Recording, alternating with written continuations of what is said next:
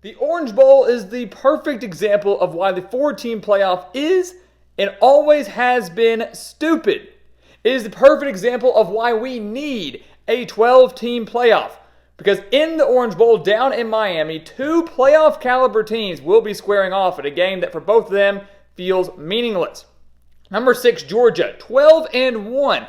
Only loss coming by 1 possession to Alabama in the SEC Championship, will be facing off against number 5 and undefeated Florida State, causing tons and tons of controversy across the college football landscape when the Seminoles were left out of the Final Four despite finishing undefeated, despite winning the ACC. This is a game, guys, that is purely going to show a lack of motivation on both sides, and we've seen that with the tons of amount of opt-outs we've seen on both sides. But ultimately, someone has to win this game. And we're here to break it down and share our official prediction for this Orange Bowl that in a normal year would be an electric, exciting matchup, but this year has us feeling and leaving with a very bitter taste in our mouth. So welcome back to the Gridiron Expert, guys. We're so glad you could join us today to break down another New Year's Six bowl game. As always, please continue to like, comment, subscribe, share our videos, and of course, check out everything down in the description below, including those expert picks, guys. A holiday special there for you. Do not miss out on that. Giving you every single bowl game spread pick, every NFL playoff game spread pick for one of the lowest prices in the entire country, and those picks are going to hit, just like they have each of the last 5 years, and we have beat out over 80% of the national handicappers. So go check it out. The link for that, again, down in the description below over on the gridironexpert.com. So again, guys, I mean, on a normal year, a top 6 matchup gets us really excited. We're pumped for it. But Georgia, obviously upset they were left out. Florida State has even more of a reason and more of a right to feel angry that they were left out. They're squaring off in a game where neither team's going to be full strength, and neither team seems to be all that excited to be playing in this Orange Bowl. But again, they're calling this a meaningless game. I call the Orange Bowl the lack of motivation bowl. That's what we're really looking at here. But you take a look at the two sides of the ball. We'll start on offense with Georgia. The Bulldogs, all things considered, don't seem to be out too many players. The Bulldogs will seem to be almost at 100% when they take on Florida State. Not too many opt-outs or key transfers on offense or defense. Carson Beck announces he's willing to play and return for next year, over 3,700 yards and 22 touchdowns in his first year as starter with the Bulldogs. He's leading an offense that averages over 305 passing yards per game. He very well could be without Brock Bowers at the time of this video. We know he did not fly with the team to Miami, but his status is still up in the air, but more than likely not going to play. Could be without a handful of starters on the offensive line. That's really about it. So you've got one of the better quarterbacks in the SEC in Carson Beck. He's going to have his running game at his disposal in Daijun Edwards, who had over 800 yards, and Kendall Milton, who had over 680 yards. This is a team that averaged over 177 rushing yards per game, 38 points per game. We're a well-oiled machine and one of the most efficient offenses in the country all season long. And they're going to be almost, again, at practically full strength. You take a look at Florida State, they are the exact opposite. We know they're down Jordan Travis. That was really the reason they were left out of the college football playoff, at least according to the committee, is that they were not as good without Jordan Travis. But now they're also going to be down their second-string quarterback in Tate Rodemaker, who finished that game against North Alabama when Travis went down and then led them to victory over Florida before getting injured in that game and missing out on the ACC Championship. So they're going to be back down to their third-string quarterback in Brock Glenn, who started that ACC Championship over Louisville, and in that game, Glenn was not impressive. Went just 8 for 21, 55 yards. That's it. Obviously, Florida State entered that game relying on their defense and their running game, and it worked. They still won the game by 10. But Glenn, if Florida State wants to pull off the upset here, is going to have a pretty massive day against a very good Georgia defense. But outside of Glenn, guys, here's the problem. Florida State basically said, gave the committee a big middle finger and said, you know what, if you're not going to put us in, we're not going to play. Glenn is going to play at quarterback. They're going to be down their leading rusher in Trey Benson. They're going to be down their top 3 pass catchers in Keon Coleman, Johnny Wilson, and Jaheim Bell. For lack of better words, guys, Florida State's screwed.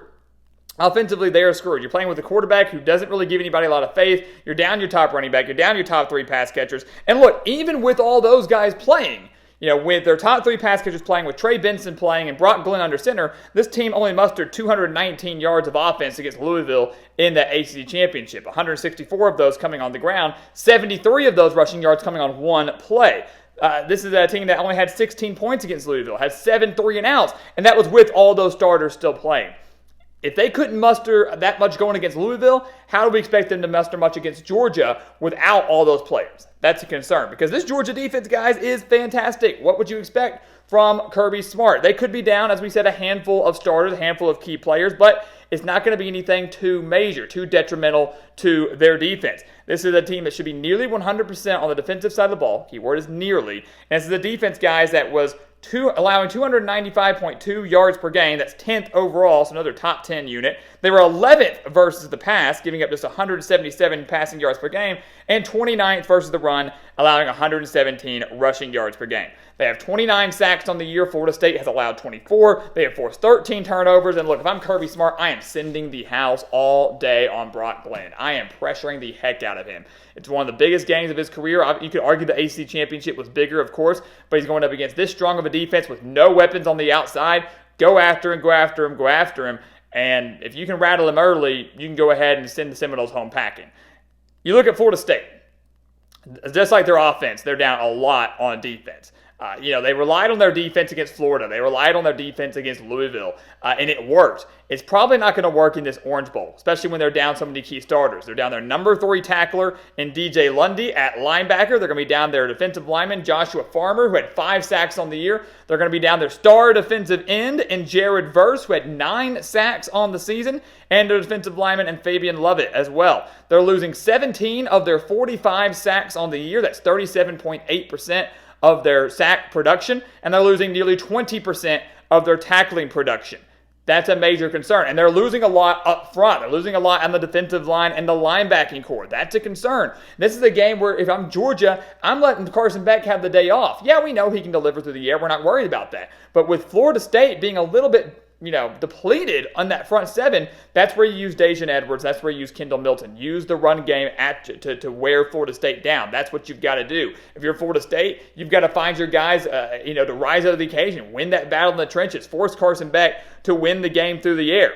That's what you're going to have to do. And if you can do that, it works well for Florida State, considering the Seminoles have the 6th ranked passing defense in the country, allowing just 170 passing yards per game. So that's what you've got to do. If you're Florida State, make Georgia one-dimensional. Don't get exposed up front in that front 7. Hold strong, bottle up the run game, say Carson Beck, beat us with our secondary, but for the most part is still intact. That's what Florida State has to do if they want to win this game and maybe even remotely keep it close. Again, the defense did their job against Florida. They did their job against Louisville. But obviously Georgia is a completely different animal. So what's going to happen, guys? The Orange Bowl, another New Year's 6 bowl game, number 6, number 5. What's going to happen?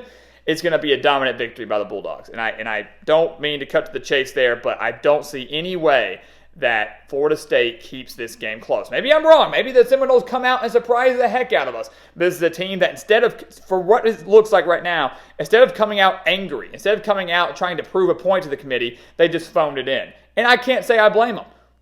In a way, this is a meaningless bowl game. They're undefeated, and they got snubbed. The first ever undefeated Power 5 champion to get left out of the college football playoff. They're like, what's the point? These guys have better things to do. They don't want to play. They don't want to risk injury. They want to get ready for the draft. They want to transfer out. They're not getting the respect they deserve. So Florida State, instead of coming out passionate, angry, ready to prove a point to the committee saying you made a mistake leaving us out, they basically say, we don't really care. Whatever happens, happens. And with that being said, Georgia is not treating it the same way. Georgia seems to be ready to go and hoping to put their stamp on the Seminoles, put their stamp and say, hey, the committee, y'all did make a mistake leaving us out, even though we did lose to Alabama. So Georgia will win this game. They will dominate. They will win by at least 14 points. There's a very good chance that Kirby Smart could predict the score and tell Georgia what the score he wants it to be, and that's what it will be. Georgia will be in complete control of this game. Bulldogs win big, finish 13-1. Seminoles finish with the same record, although at the end of the day, it really won't feel quite the same. So guys, as always, thank you so much for watching us here at the Gridiron Expert on YouTube. Make sure to continue to like, comment, subscribe, share our videos. Of course, check out everything down in the description below, including those expert picks, that holiday special there for you. Do not miss out on that. Go sign up for those today and become a member of our GE Nation. Again, down in the description below over on thegridironexpert.com. And once again, guys, as always, thank you so much for watching, and we'll see you next time right here on the Gridiron Expert.